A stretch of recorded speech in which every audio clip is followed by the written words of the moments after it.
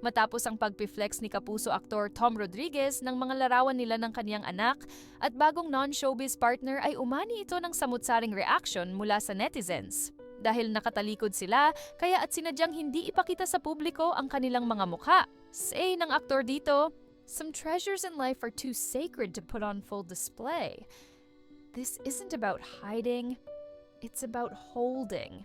Marami ang gumagawa ng ganito na celebrity para mapanatili at maprotektahan ang kanilang privacy, pero kadalasan ay ang kanilang mga supling. Kaya naman naiba si Tom sa tingin ng netizens dahil pati ang girlfriend nito ay tila itinago ng aktor.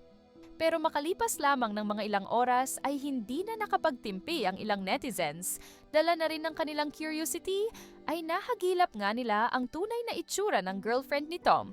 Bagamat, hindi pa tuluyang naibabalik ang Facebook ng self-proclaimed pambansang lalaking marites na si Sian Gaza, ay may mga ilang account naman na nakapangalan sa kanya at ibinahagi nito ang di umano ay face reveal ng girlfriend, partner ni Tom. Saad pa sa caption, "The audacity of exposing the product of infidelity. Face reveal Tom Rodriguez." Makikita sa larawan ang tunay na itsura ng girlfriend ni Tom.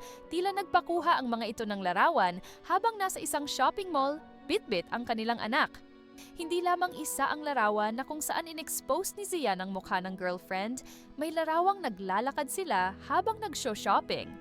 Tila naman sekretong nakuhanan ang mga ito ng litrato at mukhang hindi aware sina Tom.